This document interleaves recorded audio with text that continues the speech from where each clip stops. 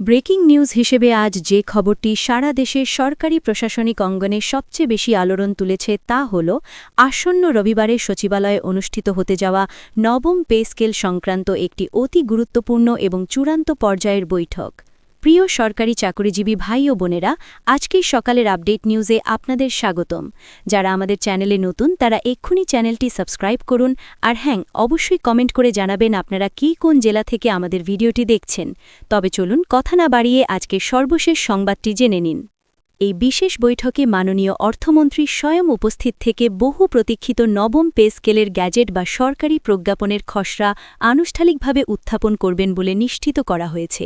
সচিবালয়ে আসন্ন রবিবারের এই হাই প্রোফাইল পে স্কেল বৈঠককে ঘিরে এখন নতুন করে আবারও তুমুল আলোচনায় নেতে উঠেছেন সরকারি প্রশাসনের সকল স্তরের কর্মকর্তা, কর্মচারী মহল এবং সরকারের সর্বোচ্চ পর্যায়ের অর্থনৈতিক নীতি নির্ধারকেরা।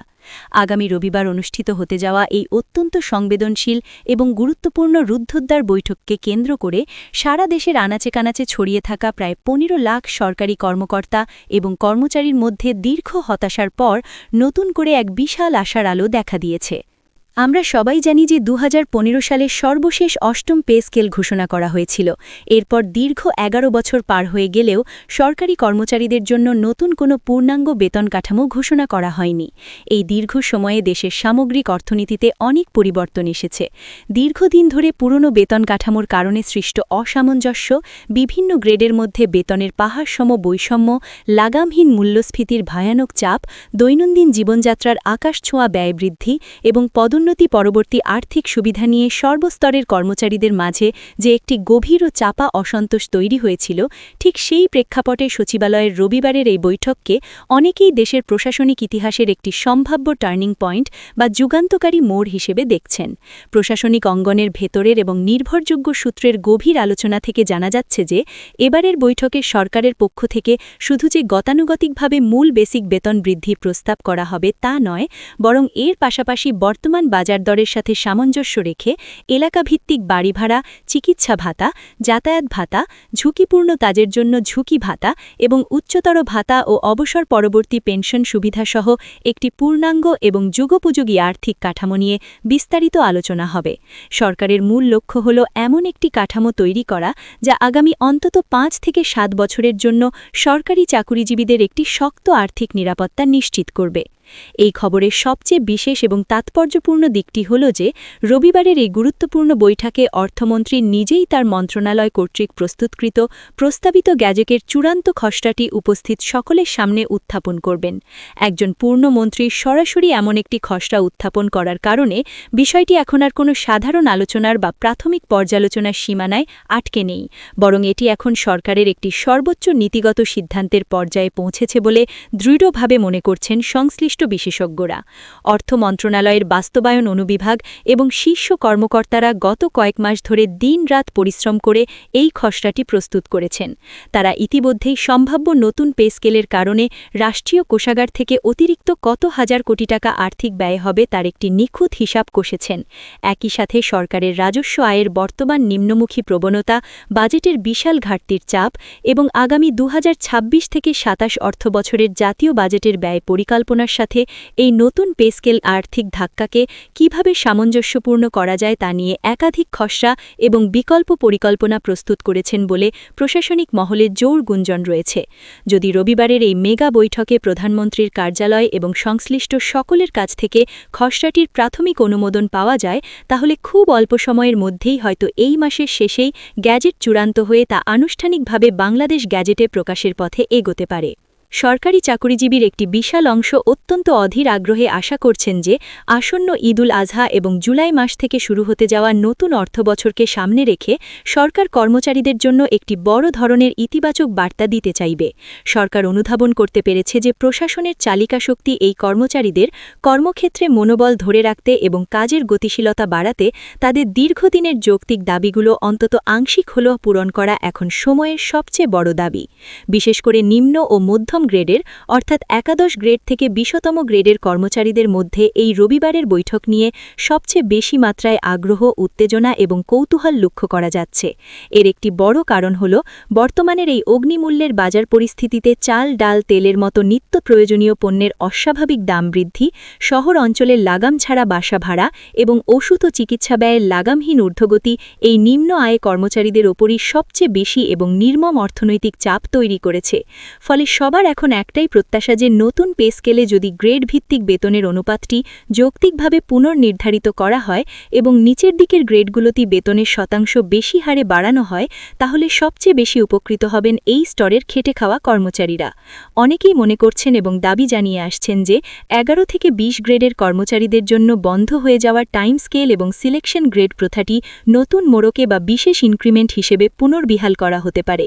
একই সাথে পদোন্নতি পেলে যাতে কারো বেতন কমে না যায়, সেই পদোন্নতি পরবর্তী বেতন সুরক্ষা নিয়েও এই গ্যাজেটে আলাদা এবং স্পষ্ট সিদ্ধান্ত আসতে পারে বলে আশা করা হচ্ছে। সচিবালয়ের অভ্যন্তরীণ আলোচনায় আরও একটি আশাব্যঞ্জক খবর শোনা যাচ্ছে যে সরকারের কয়েকটি অত্যন্ত গুরুত্বপূর্ণ এবং সেবামূলক দপ্তরের কর্মচারীদের জন্য তাদের কর্মদক্ষতা এবং কাজের মূল্যায়নের ওপর ভিত্তি করে বিশেষ পারফরম্যান্স বোনাস বা অতিরিক্ত আর্থিক সুবিধাও বিবেচনায় রাখা হয়েছে। সরকারের নীতি নির্ধারকেরা বিশ্বাস করেন যে এটি বাস্তবায়িত হলে সাধারণ প্রশাসনিক কার্যক্রমে এক নতুন গতির সঞ্চার হবে এবং কাজের স্বচ্ছতা আসবে।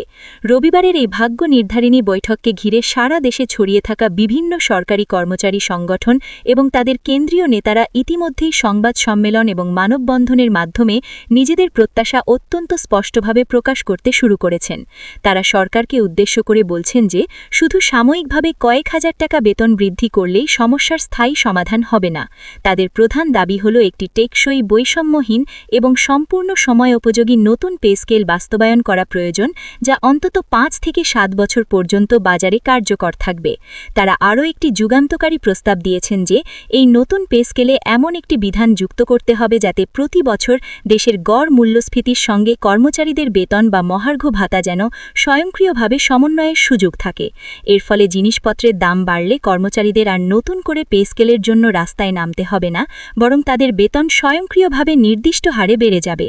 তবে মুদ্রার উল্টো পিঠও রয়েছে। দেশের শীর্ষস্থানীয় অর্থনৈতিক বিশ্লেষক এবং সামষ্টিক অর্থনীতির গবেষকদের মতে বর্তমানের চরম বৈশ্বিক অর্থনৈতিক বাস্তবতা, দেশে প্রতিনিয়ত বাড়তে থাকা ডলারের সংকট ও বিনিময় হারের চাপ, আন্তর্জাতিক বাজারে জ্বালানি ও কাঁচামালের দাম বাড়ার কারণে আমদানি ব্যয় বৃদ্ধি এবং অভ্যন্তরীণ পর্যায়ে কাঙ্ক্ষিত মাত্রায় কর ও রাজস্ব সংগ্রহের বিশাল চ্যালেঞ্জ থাকা সত্ত্বেও সরকারি কর্মচারীদের জন্য একটি বাস্তবসম্মত পে স্কেল ঘোষণা করা এখন সরকারের জন্য যেমন সময়ের দাবি, তেমনি এটি একটি বিশাল বড় অর্থনৈতিক জুয়াও। অনেক বিশিষ্ট অর্থনীতিবিদের সোজা সাপটা ভাষ্য হল বাজারের সরবরাহ ব্যবস্থা ঠিক না করে শুধু মানুষের পকেটে বেতন বাড়িয়ে টাকা দিলেই কর্মচারীদের আর্থিক সমস্যার কোনো সমাধান হবে না, বরং বাজারে যখন এই বিপুল পরিমাণ অতিরিক্ত টাকার প্রবাহ তৈরি হবে তখন অসাধু ব্যবসায়ীরা সুযোগ বুঝে জিনিসপত্রের দাম আরও বাড়িয়ে দেবে। এতে করে সরকারের বাজেট ঘাটতি যেমন আরও বিপজ্জনক পর্যায়ে বাড়তে পারে, ঠিক তেমনি সাধারণ মানুষের ওপর মূল্যস্ফীতির এক নতুন এবং ভয়াবহ চাপ সৃষ্টি হওয়ার মারাত্মক ঝুঁকি রয়েছে, যার ফলে বেসরকারি খাতের সাধারণ মানুষ এই পে স্কেলের কারণে চরম ভোগান্তির শিকার হতে পারেন। ঠিক এই অর্থনৈতিক ঝুঁকির কথা বিবেচনা করেই নীতি নির্ধারকের একটি বড় অংশ মনে করছেন যে এখনই হয়তো এক লাফে 100% পূর্ণাঙ্গ পে স্কেল কার্যকর না করে একটি বিকল্প পথে হাঁটা উচিত। তাদের পরামর্শ হল ধাপে ধাপে এবং পর্যায়ক্রমে বিভিন্ন ভাতা সমন্বয় করা, নির্দিষ্ট কিছু নিচের গ্রেডের সীমিত পরিসরে আর্থিক সুবিধা বৃদ্ধি এবং আগামী 2026 এবং 27 অর্থবছরের জাতীয় বাজেটের বরাদ্দের সঙ্গে এই নতুন পে স্কেলের আর্থিক ধাক্কাকে সামঞ্জস্যপূর্ণ করা যায় দেশের অর্থনীতির জন্য অনেক বেশি যৌক্তিক এবং নিরাপদ হতে পারে। এতে সরকারের ওপর যেমন হঠাৎ করে কোনো বড় আর্থিক চাপ পড়বে না, তেমনি বাজার ব্যবস্থাও এই অতিরিক্ত টাকার প্রবাহের সাথে ধীরে ধীরে মানিয়ে নেওয়ার সুযোগ পাবে। সবকিছু মিলিয়ে এবং সকল পক্ষের যুক্তিতর্কের পর এটি অত্যন্ত স্পষ্ট যে সচিবালয়ে আসন্ন এই নবম পে স্কেল বৈঠককে ঘিরে প্রশাসনে যে চরম উত্তেজনা, কৌতূহল এবং আশার পারদ তৈরি হয়েছে তা সত্যিই অভাবনীয়। এটি সহজেই বোঝা যায় যে বর্তমানে সারা দেশে 15 লাখ সরকারি কর্মকর্তা এবং কর্মচারীর চোখ এখন শুধুমাত্র একটি মাত্র দিকেই নিবদ্ধ রয়েছে। সবাই অধীর আগ্রহে প্রহর গুনছেন যে রবিবারের এই ম্যারাথন বৈঠক শেষে অর্থমন্ত্রী বাইরে এসে গণমাধ্যমের সামনে ঠিক কী যুগান্তকারী ঘোষণা দেন। সবাই জানতে চান অর্থ মন্ত্রণালয়ের প্রস্তুত করা ওই গ্যাজেটের গোপন খসড়ায় আসলে কর্মচারীদের ভাগ্যোন্নয়নে কী ধরনের পরিবর্তনের প্রস্তাব উঠে আসে। যদি সাধারণ কর্মচারীদের দীর্ঘদিনের প্রত্যাশা এবং যৌক্তিক দাবি অনুযায়ী সরকারি সিদ্ধান্ত আসে, তাহলে এই নতুন পে স্কেল নিঃসন্দেহে দেশের সমগ্র প্রশাসনিক কাঠামোয় এক বড় ধরনের ইতিবাচক পরিবর্তন আনবে।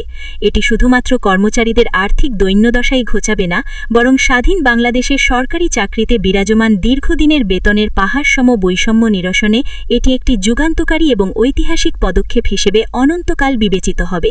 এখন শুধু সময়ের অপেক্ষা, আগামী রবিবারই নির্ধারণ করে দেবে দেশের লাখ লাখ কর্মচারীর আগামী দিনের ভাগ্য এবং জীবনযাত্রার মানচিত্র। ভিডিওটি খুবই জরুরি, তাই দয়া করে সবার সাথে ভিডিওটি শেয়ার করতে ভুলবেন না। আর নতুন ভিডিও আপডেট পেতে এক্ষুনি চ্যানেলটি সাবস্ক্রাইব করুন।